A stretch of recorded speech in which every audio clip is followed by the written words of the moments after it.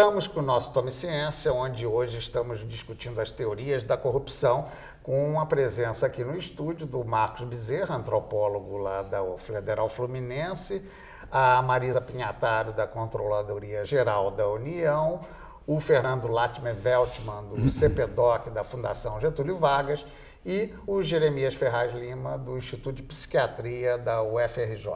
Bem, eu vou começar citando aqui, e jornalismo, além do denuncismo, também tem uma certa atração por números, né, Fernando? Um estudo da Fiesp fala de um custo anual da corrupção entre 41,5 e 69,1 bilhões de reais. Certamente esse custo da corrupção talvez esteja voltado mais para o estatal, né, Marisa? Porque a gente sabe que também tem essas ditas corrupções particulares que existem e que nem sempre entram na contabilidade. Vocês não trabalham com esses números, vocês não têm uma visão do qual é o dano da corrupção para o país? A controladoria ela costuma não validar esses números, porque a gente entende que ainda não tem assim uma metodologia, né, de consenso para medir, até porque são coisas assim bastante subjetivas até, porque se você falar do prejuízo, né, qual é o prejuízo da corrupção? Quando um dinheiro é desviado, por exemplo, da saúde, para alguma outra coisa que não seja o objeto, né, inicial, será que é só de dinheiro que a gente está falando? Quantas pessoas deixam de ser atendidas, né? Quantas pessoas morrem na fila? Então, a gente costuma não se ligar muito nessa questão só de número, embora a gente saiba que o número é importante. Quando a gente faz, por exemplo, um relatório, a gente faz questão de dizer qual foi o prejuízo. Mas o prejuízo objetivo daquele ato, por exemplo, quanto em recursos foi desviado.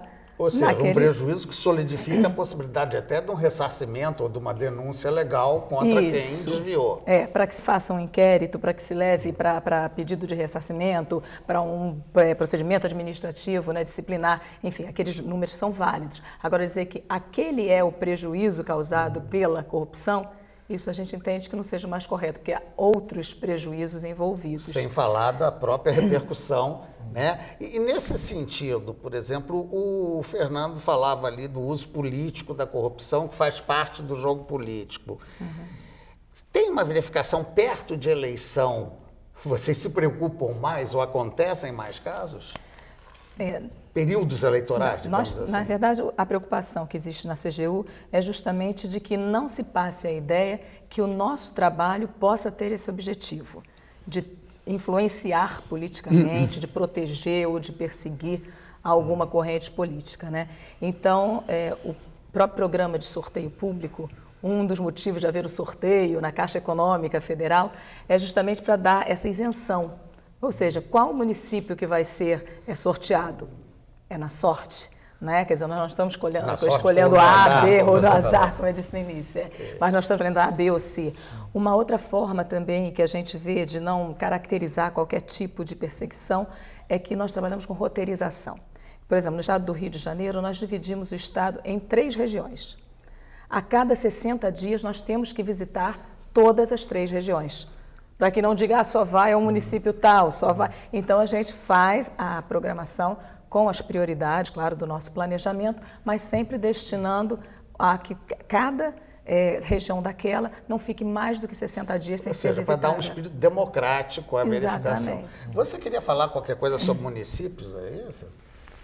Pois é, André, a gente pode retomar essa coisa do município pelo seguinte, eu estava aqui pensando, a gente quando está discutindo essa questão da corrupção, geralmente a ênfase é dado no governo federal, né? Quer dizer, então o foco é o governo federal, são os recursos federais e nós observamos, acho que nos últimos tempos, né, e a Controladoria eu acho que ajudou nesse sentido, é que há muita corrupção que se passa na ponta, né? Quer dizer, boa parte das licitações, boa parte das obras, boa parte dos recursos que são canalizados do governo federal para os municípios, para aplicação, né, em obras, investimentos municipais, se nós olharmos com cuidado, né, é comum encontrarmos ali desvios desse recurso.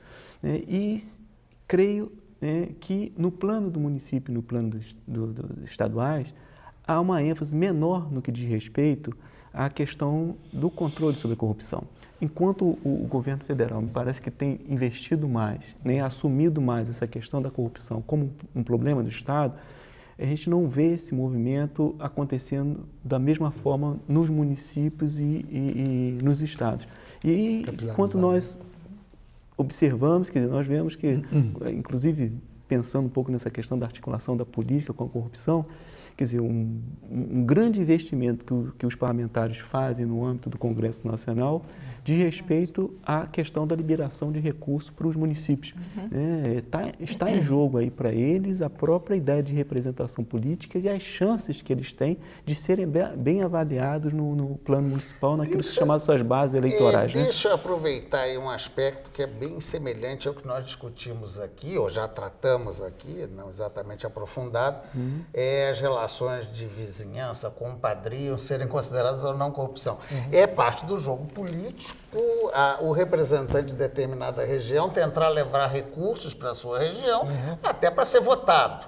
Né? De certa forma, isso seria um avizinhamento do privilégio da amizade. A gente tratando isso do ponto de vista de uma corrupção também, o pedido de favores a amigos, pedido de emprego, iria longe. E aí eu queria citar aqui uma outra pesquisa, já que eu comecei com números, até feita pelo Fernando Figueiras, lá da Federal de Minas, que também é um outro estudioso da questão da corrupção, onde ele mostrava que a pesquisa faz com que a população procure a excelência para as funções de Estado, né? A instituição pública, mas que seja demasiado brando com as necessidades cotidianas. Aí eu vou perguntar para o Jeremias isso, quer dizer, acham, por exemplo, que não é pagar para tirar um documento rápido ou fazer uma grilagem, não é nada demais.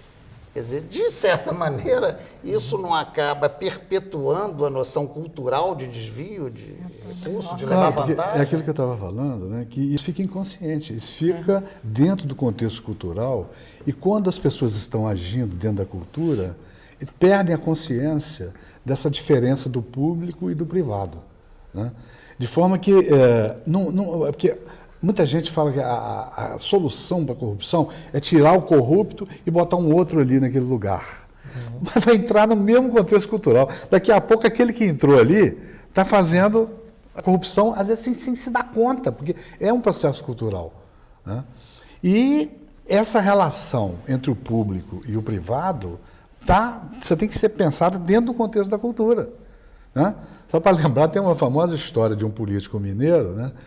Que era uma pessoa individualmente, na vida privada, muito bem sucedido, apesar de ter uma fama terrível, né, de ser trapaceiro, cheio de falcatruas, etc. e tal, e ele se candidatou a um cargo público. Né? E lembrando as conexões que a gente faz da psicanálise, do dinheiro com a sexualidade anal, com a analidade, né? Que é um assunto para um outro debate, mas ele falava no discurso dele que ele pretendia, citando a vida pessoal dele, né, como exemplo de êxito, ele pretendia fazer da vida pública o que ele fazia na privada. E isso ficou uma coisa muito engraçada, né? Porque a vida privada dele era cheia de falcatrua. Então ele já estava dando... A simbologia já estava lá. Estava tudo falado, né? Então, quer dizer, essa relação, entendeu? Você entrou na cultura, ele repete aquela situação cultural. Podia dar mil e outros exemplos, né? Todo mundo lembrou de alguma coisa. Porque esse tem um ponto que é muito importante, aquilo que eu estava falando de zona cinzenta, né? É que, inclusive, é muita coisa que você ouve nesses debates, as pessoas dizendo, não, porque a raiz da corrupção está no famoso toma lá da cá político, troca, por exemplo, de cargos por apoio no Congresso, etc. e tal. Quando eu acho que está se fazendo uma confusão muito grande aí, eu acho que é por isso também que aí entra uma outra dimensão, que é realmente a questão da dimensão ética, de que ética nós estamos falando, não de qual ética.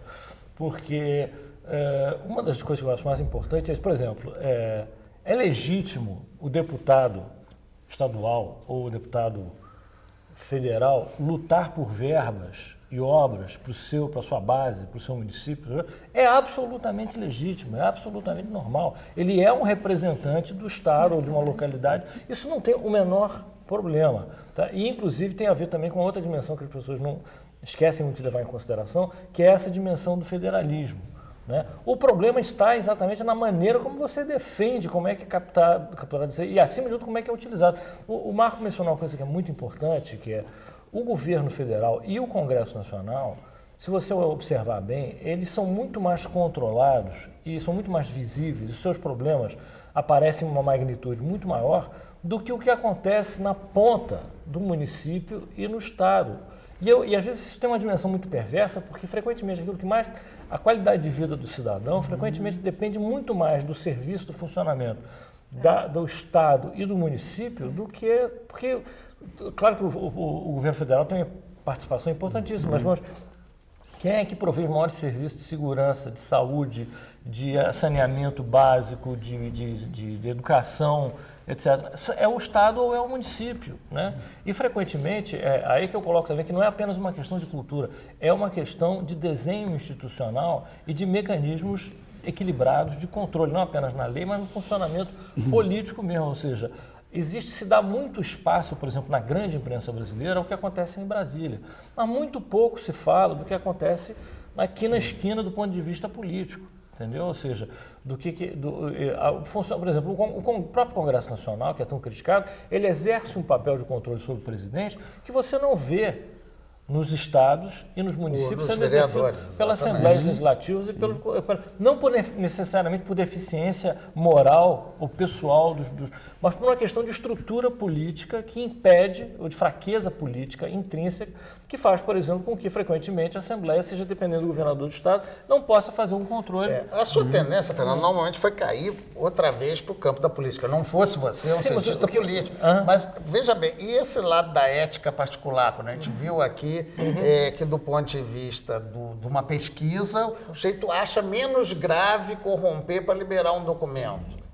E aí, Marco, como é que fica isso? Não é também uma forma de corrupção isso? E corrupção com agente público. Eu gostaria de falar. Quer falar? A voz não está ajudando, mas é porque essa questão, né, do particular e também a questão do que é público, né? Porque a gente ainda vê muito nesse contato que tem com as pessoas, nos treinamentos, que ainda existe aquela noção de que o que é público é de ninguém. Né? Não é meu. Né? É o dinheiro da viúva. O dinheiro da viúva. O espaço público não é meu. E a CGU tem um outro trabalho que ela faz também, que é de análise de atos de pessoal, que é aposentadoria, admissão, pensão.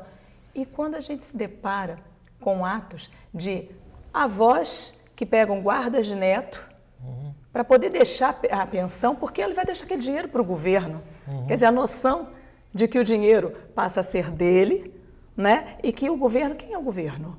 Então, quer dizer, ele vai deixar para os outros? Não, então ele quer deixar para o neto. Tá, aí veio, né, a questão da nova legislação, da criança e da adolescência, não permite mais isso.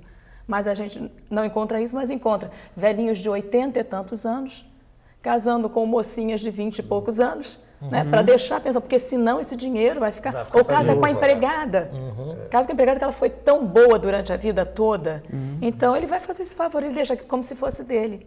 Uma vez eu me lembro que a pergunta que eu fiz foi a seguinte, para a filha de um senhor desse, né, que não tinha mais direito, maior de 24 anos, então a pensão não ficaria para ninguém, né, ficaria para o governo. Então ela era favorável, não, deixa realmente para a empregada, que a empregada foi ótima a vida inteira. Aí eu falei, vem cá, mas e o carro? O carro também vai deixar para a empregada, que é herança? A casa você vai deixar, ela é muito boa. Ah não, isso vai ficar para mim. Então, quer dizer, como é que fica a questão de como as pessoas entendem o que é público, o que é o dinheiro público, né? E o que é o privado. Quer dizer, a pensão pode deixar, porque não é de ninguém. Sido, nesse caso aí da Marisa, nós vamos ter que ir para o intervalo, um bom exemplo que aponta para o nosso último bloco qual é a solução para isso, né? Porque se a ética é tão, né, bem representada, por exemplo, do particular e do público, a gente tem que buscar uma solução para isso, né? Já como a gente começou falando, né, dos problemas da caracterização do povo brasileiro em relação a isso. Depois do intervalo, vamos ver se tem solução essa questão. Um instantinho só, a gente volta já já.